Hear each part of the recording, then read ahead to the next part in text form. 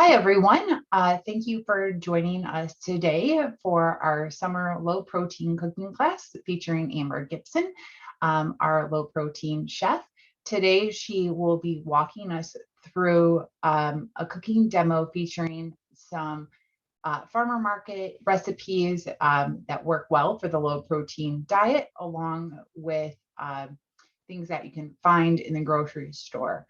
So today she has 4 recipes to share with us. The main entree style dish is jackfruit kebabs. She also has an elotes recipe.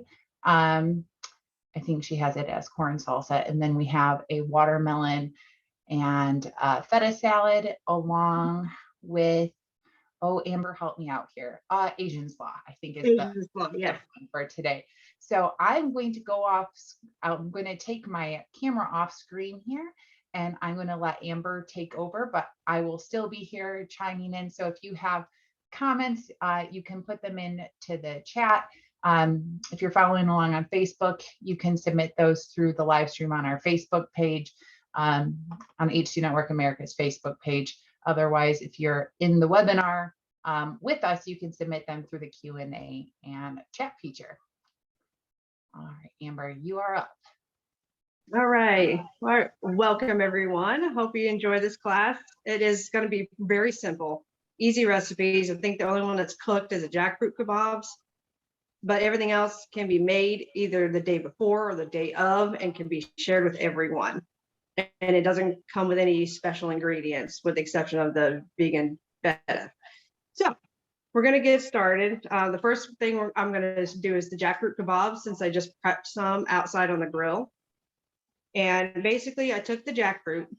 You do, as usual, you want to rinse this out. If you can take the seeds out without the jackfruit falling apart, I would go ahead and do that. Otherwise, just take them out as you eat them. But you want to leave them in large chunks because you want them to be able to get on the skewers. And then I marinated them in olive oil and my favorite barbecue seasoning. This one's raspberry chipotle, but you can use any barbecue seasoning you would like, and let it sit for at least a half an hour or overnight in the fridge. And then we also have our farmer's market style vegetables, which in this case I have red peppers, zucchini, mushrooms, and onions. And I cut those right before I'm going to grill them, and I put them in olive oil, garlic salt, garlic powder, onion powder, salt, and pepper. And now when you have your skewers, if you can, soak these for at least 30 minutes. It'll prevent them from burning too quickly on your grill. So let these soak, then you can skewer them. I always put the zucchini at the bottom. When I cut my zucchini, I like nice thick rounds. It prevents it from getting too soft too soon and then falling off the skewer. So you want to make them nice and thick if you can, or nice thick chunks, whatever works for you. And you're going to skewer those very gently on the skewers. Skew it on that. There we go. And you can alternate them with, different colored vegetables, whatever you would like. And that's the nice thing about kebabs. You can pretty much put anything you want on them that you would enjoy. And a lot of them will cook evenly. You want to make sure that they are roughly about the same size so they all cook evenly on the grill and nothing's raw or overcooked and falls off. I'm going to grab a piece of jackfruit and a pepper. And then I'm going to top it off with a mushroom. And this is just a style of how you can skewer them and get them ready for the grill. And once you turn the grill on, you want it to be at medium high heat, and you want it to sit there and let it heat up before you put these on the grill. Let's see here, let's put some more onions, and then once the grill is heated, you can put these skewers right on the grill just like this. Use tongs to turn them. They only take a few minutes. They really will not take long. So that's the nice thing about these style kebabs as well. They do not take long to cook.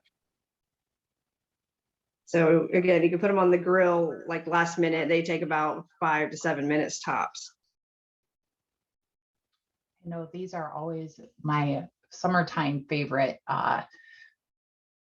like barbecue bring along thing, because they're really quick and very convenient, and they actually travel really well.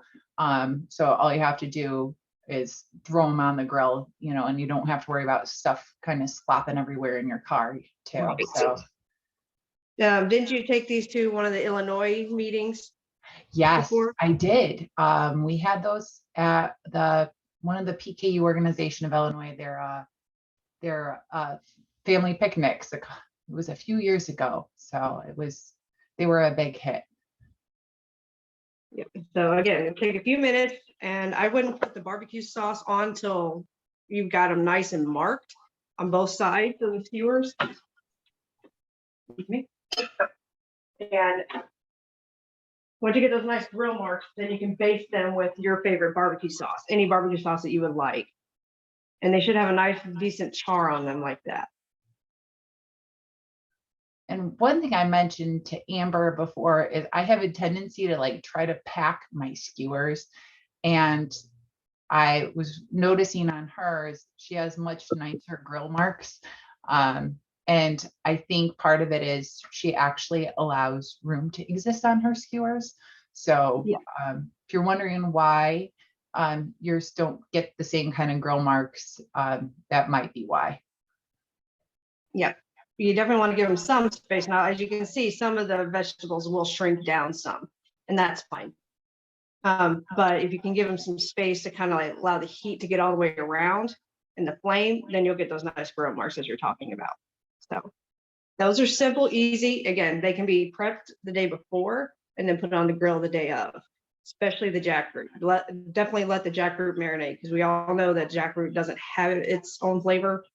So if you let it marinate for a while, it'll pull that flavor in, and then it's a lot better.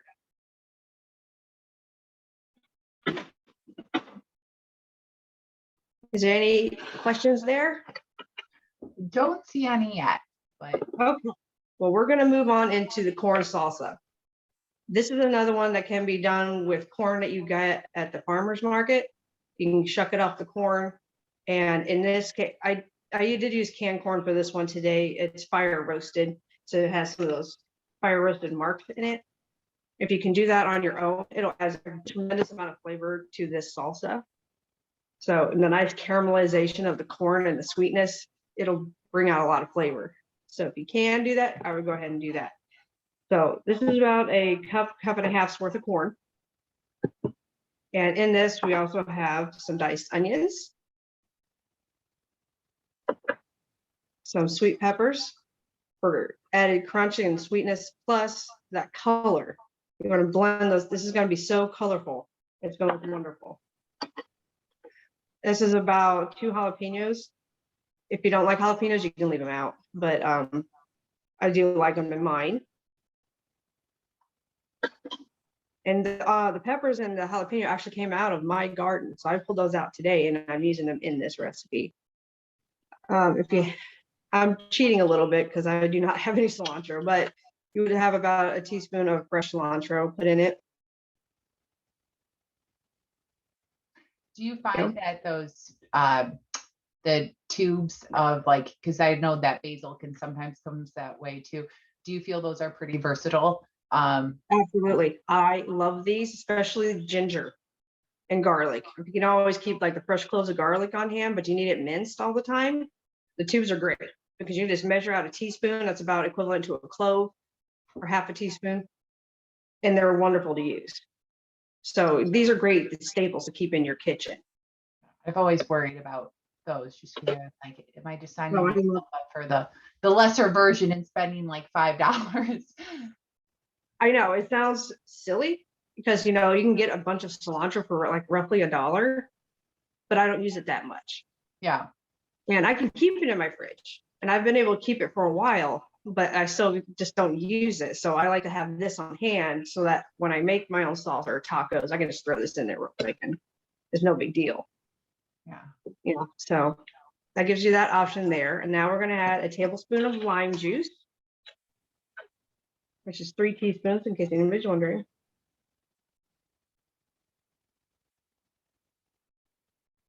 There we go.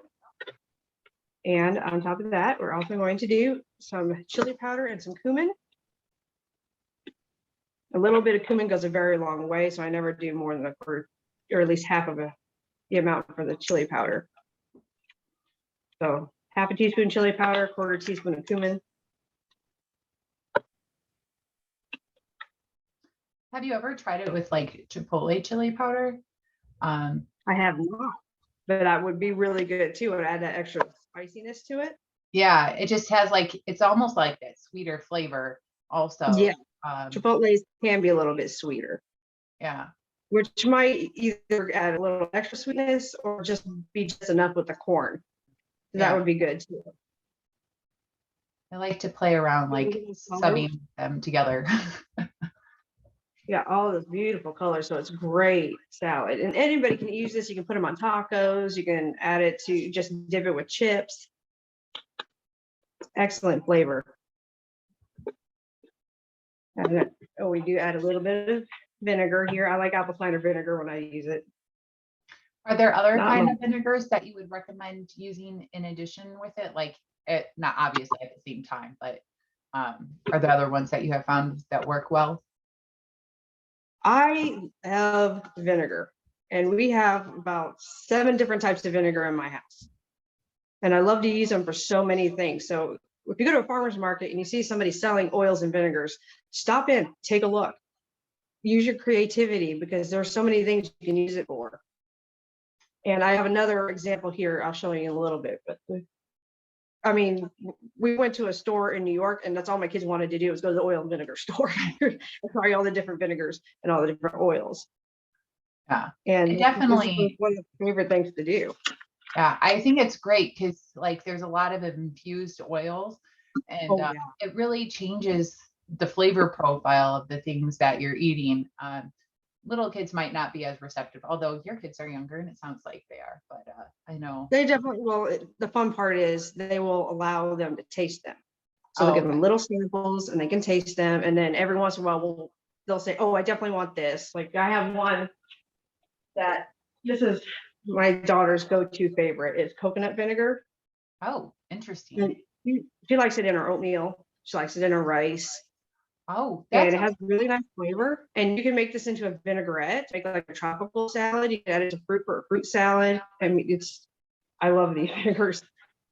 That's really good idea. Like way to change things out without adding a lot of extra work. Yes, I can definitely give examples later on of other things that I've done too. So, but this is pretty much, I added salt and pepper to it. And the last thing you put on there is the feta crumbles to give them a nice little seed texture to it and a little bit of a different flavor. So it's not just the vegetables, you got that creaminess from the feta. And these are low protein, follow your heart crumbles. Yes, these are follow your heart crumbles. We just had the HCU Network America conference and people weren't aware there was low protein feta. So they saw the Greek salad with low protein feta and they thought it was regular salad. And they were like, oh, there's feta on the salad. And I was like, oh, no. No, we're good. Yes. Feta crumbles, you can find the follow your heart or you can find the veal life block. Yeah. And I have several recipes that uses that block, including a pasta. So it's definitely one that I do keep on hand. And I've made a whipped feta dip, and Samantha loves it. Mm-hmm. She'll ask me to make it for her every once in a while. So yeah, keep your eyes out because you're gonna definitely find so many more things in the grocery store now. Yes. Like these. So we're gonna use this again in a little bit. So before we move on to the next recipe, I know that you're just about wrapped up with this. Oh, it looks so pretty, all those colors. Someone had the question here, where do you get your jackfruit? Do you get it canned or do you buy it fresh? Do you buy it dehydrated? And I saw that today on the Cook for Love group. Someone buys it dehydrated and rehydrates it. So where do you get yours? Or what's your best recommendation? I always get mine at the international food markets because they're usually a little cheaper because they get so many of them. There's, so many different international types that use it. Mm-hmm. That's where I get mine. Now, Trader Joe's has their own, and that one's fine. and I think it's reasonably priced, $1.99 a can, I think. Yeah. Meyer here has started carrying them in a can, but I think it's like $3.99 a can. So to me, it's a little high. Yeah, it is. It's definitely the highest I've seen of all the jackfruit. Yeah. Yes, I'm like, I'm gonna keep shopping, but that's where I get mine. I buy like a dozen at a time. Yeah. So when I go to the International Food Market here at Saraga, they always have like 4 or 5 different brands. You want the one in brine, not in syrup, not in sugar. You want it in brine if you're going to use it for savory dishes. Would it be okay to get the ones in water as well? Water is fine. Yes, water is perfectly fine. Just you don't want the added sweetness. Right. Unless you're going to try some kind of a dessert thing, and then that would probably be okay. Yeah. But you'll have to play around with that because I've never really tried that. Yeah. I've done fresh jackfruit once, and I will probably never do it again. Yeah. Simply because it's very tedious. And I don't get as much out of it for the cost and all the work going into it. So for me, it's not worth that. Yeah. But that's me. No, I don't think I'd ever, after watching videos, I'd probably end up in the hospital trying to cut open the thing and deal with it. It's very sticky. Yes. Very difficult to work with, and you definitely need gloves and the oil your knife and all that. So to me, it's just not worth the reward of working that hard. Yeah. So, okay. All right. If we're good on that one, I'm going to move over to the Asian slaw. Yes. I came up with this because I'm not a real big fan of just plain coleslaw. It's just I don't know. I don't like the flavors mix, but I love ginger and the Asian flavors and things like that. So that's why I came up with this one. Now here, there's the shredded cabbage. You can find these at markets. I got some red cabbage in there. I shredded some carrots in there. And you can shred them any way you like. You can use a food processor. I've seen some people use peelers to peel it back and forth and make thin shreds. However you like to do it is fine. You just want thin shreds. So we're at that right here for us. And then we're going to need about a 1/4 cup of rice vinegar. Where's my coconut? Oh, coconut aminos. For those who don't know what that is, it is basically coconut sap, but it is used as a replacer for soy sauce. I think the one and it is becoming tremendously abundant. You can find it almost anywhere now. The one thing I would recommend is making sure, because there's also another company called Bragg's that makes coconut aminos, but they also make liquid aminos, which is a very different product and a lot higher. So make sure that it says coconut aminos, because we've had an unfortunate event in our family. Someone thought they were being helpful and they ended up grabbing the wrong one. So make sure it says coconut amino. Yeah, that's a very good point, Danae. Thank you. Yes, there you do have to watch for that. But it's just fresh ginger. I'm on about a teaspoon's worth. I use a spoon to peel the section that I need. Makes it easy. And then I'm just going to grate that right in there for this dressing. If you find a Asian dressing or a ginger dressing that you like at the store, you can use that as your dressing if you want. And oh, this smells so good already. I'm always a big ginger. I love ginger. There's that. We're going to mix that. Okay. Can't remember who it was, but they mentioned if you have ginger and you don't end up using all of it, you can continue shredding it and then like put it in an ice cube tray and then freeze it. Yes. And so that way it doesn't end up going bad, because I mean, you don't need a lot of ginger when you buy it. Usually no, definitely not. Mention like buying a knuckles worth, which is just like an inch essentially. So right, unless you're like me and tries to find every excuse in the book to use it. It also tastes really good in tea. So. It can be done the same way, I believe so. Yeah. And occasionally in the freezer section, I know at Walmart they have them, but they will have some herbs already pre-frozen in cubes. So you can find those and keep those in your freezer for, you know, trying new things or simple small recipes like this that you may not use a lot. Again, another one of those things you can find at the store if you need it. Okay, so we're going to do some chopped green onions in here. You can find these herbs at the farmer's market, or some of these you can grow yourself. These green onions came out of my garden. And I'm going to add just a 1/4 teaspoon of sugar as well to kind of cut through that acidity. A little bit of salt and pepper.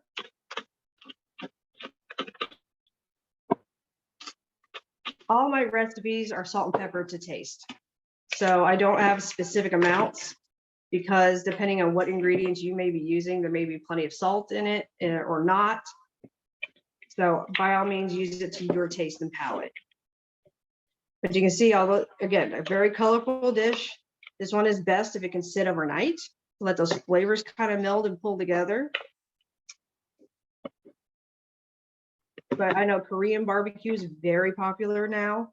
So this is definitely one of those on the side that you can put with it. Make your own like a vegetarian banh mi type of sandwich and put this on it. But it's very simple. A nice different flavor other than a traditional creamy salt. Now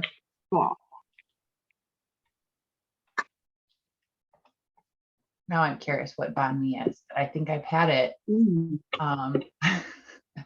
Yeah, it's a Vietnamese type sandwich. Usually it has like grilled vegetables, tofu, things like that, but you can probably do jackfruit like that. And I may have to do that myself and play with that. But usually it's nice grilled, smoky pieces of meat or tofu, whatever they choose. And then you'll have pickled vegetables like pickled carrots or daikon radish, or in this case, you could use this. You know, letting it sit, and then you can put it into a sandwich. You can use, well, I would have said the ciabatta rolls, but we can't get those as easily now. But any roll that you like that you can get or make yourself with Brenda's bread recipe. Yeah. You want it to be a little bit chewy, but it makes for a really good sandwich. It's one of my favorites. Dr. Shar still has in stores. There's one that's their gluten-free line, but it's 2 grams. So for a lot of people that will be too high, but they're still at, I think that's the lowest. I mean, most ciabatta otherwise 5, 6, 8 grams. Very, very simple recipes. Here we go. Okay. The last one, this is super simple, but I love its flavor and colors, and it's just the easiest thing in the world. Watermelon salad. I have mine cut into nice cubes for a nice presentation. And again, it's just super, super simple. You're gonna add a little salt and pepper to it. You don't want a lot because the salt will pull liquid out of the watermelon. So you don't want it to pull out too much liquid. So if you're going to salt and pepper it, do it the day of and enjoy it that day.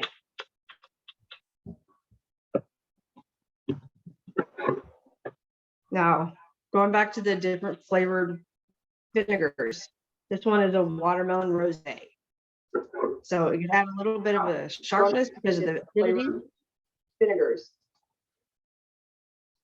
But it has a nice sweetness to it. This is good on a fruit salad. Again, you can make your own salad at home and make your own vinaigrette with that to give it a nice fruitiness to it.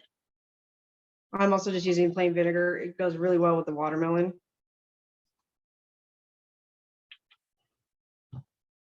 I also love to use fresh mint. This is out of my garden, but I love adding fresh mint to fruit. It really just kind of adds like a little extra flavor and sharpness to it. And it's real simple and colorful and light. And here we are with the vegan feta again. And again, nice colors, simple. You don't have to do it too much, or you can always add extra. Top off with a little bit of parsley if you like, just for a little extra greenery. Or you can always add extra. and that's a simple salad. Again, this one's great the day of. You can prep it with the mint ahead of time, and the vinegar should be okay, but the salt, pepper, any other seasonings you would do with it, I would do the day of. Again, because that's going to pull all that moisture out, and it's going to become soggy watermelon. Yeah, but that's a quite pretty, in general, I think the watermelon, once you cut it, you got to eat it quick within a day. So yeah, as it sits, it kind of gets that water moisture sitting in it. So it's got me thinking, like, what other fruit would, like, because I know like mango is really good with mint. Yes, mango is good. Strawberry is good. Yeah. Strawberry is also good with basil, if you have fresh basil. Yeah. So that's good as well. Basil goes with watermelon as well. I mean, there's a lot of things you can use mint with for fruit. Yeah. And you can do peaches, berries, and just top it off and just mix it all together. And it's a little goes a long way. So you won't need a lot of mint. Yeah. But it'll add just a little bit of that extra flavor behind the sweetness of the fruit. Yeah, I think I tend to forget, like, fruit, other than like traditional fruit salad, that you can use summer fruit in other things. Like there's a lot of strawberry salad recipes, like with spinach and stuff. Yeah. But I always forget that. I have a recipe out there for those cobblers where you use just like a cake mix, but I believe I used Mix Quick, I think, to make the topping for the cobbler. And it's really, really good. You could use any fruit you wanted. I think the recipe I came up with used cherries, but you could do strawberries, berries, peaches, anything you want. It should still work the same.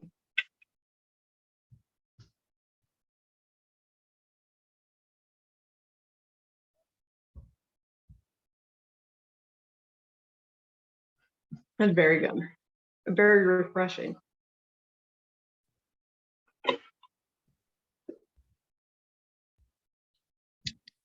Yum. Like, need to go to the store and get watermelon now. And if you do the pre-cut ones, you can probably just add it as you needed it for that if you don't want the big watermelons. I ended up with a big one, so I have a couple of nice slabs of watermelon left. I'm gonna put those on the grill later. Oh, that's and either do barbecue with it or some other brief seasonings, and then just serve it like a ham steak. So I have a question. So I've tried that, and I don't know how many other people have, but when I've tried to like grill watermelon, it never gets what I would think is the right texture. Does that mean that the temperature is too low then, most likely? Or? Yes. You want it on the higher side. Okay. Because the watermelon, again, has a lot of liquid. So if you cook it low and slow, it's just going to pull the liquid out. You're going to want it on a higher flame. And I'll do a video of this later, see if I can do it live on Facebook. But you do want it on the higher side because you're just going to sear it. You're not going to sit there and let it cook like a regular piece of meat. It doesn't have that kind of protein. But you're just going to sear it on one side, flip it over, sear it on that side, season it with whatever it is that you want to use, barbecue seasonings or garlic, salt, vinegar dressing, vinaigrette, barbecue sauce, whichever you want to use. Teriyaki sauce would be good too. And you're going to baste that last minute. Let it sit for an extra minute on the grill. Let that sauce kind of pull into the watermelon, and then pull it off and serve it right away. Wow, sounds good. Yeah, I had very sad success. I was like, no, it doesn't taste like good watermelon, and it's not. I know it wasn't the desired outcome, but I was like, maybe I think that will make a great video addition to the library. Yeah, and I'm definitely wanting to do one like that. You also want to make sure that the watermelon is not super thin. If it's really, really thin, it's going to fall apart. So you want a nice thick chunk. I don't know, probably about at least 2 inches thick. So you can get that nice firmness that you can, it'll get soft on the outside, but it'll still be firm on the inside, so you can still turn it over without it falling into the grill. Yeah. Falling apart in the plate. So that will also help prevent that. Do you cook on a gas grill or a charcoal grill? And does that make a difference? I have a gas grill. I'm not familiar with charcoal grills very much, but I do know the charcoal will add the nice flavor to the watermelon. It'll still pull in that flavor from the charcoal grill, which will add, that barbecue flavor that everybody so wants during the summer. Yeah. That's good to know.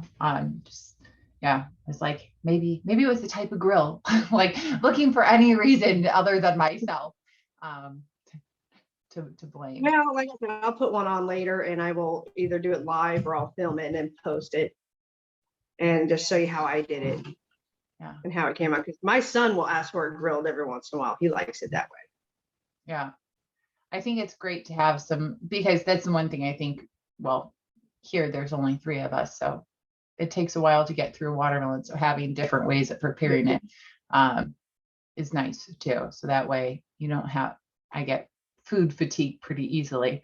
So if I could present it to myself in a couple ways, then, we could actually get through it. So fortunately, I don't think a 4-year-old is going to sit down to a watermelon feta salad. That might just be me. But she'll eat it plain though too. So, well, I think that was all 4 recipes. If I followed along correctly, I don't see any other questions. So, but I would like to thank you for taking time out of your Saturday and showing us these 4 wonderful summertime recipes. Definitely makes me think about what things we could grab from the farmer's market here. Saturday morning. Absolutely. Yeah, take a look, browse around, see if there's something, hey, this looks new, this looks interesting. If you want to know what you can do with it, you can ask me or anybody else in the low protein community if they have any suggestions.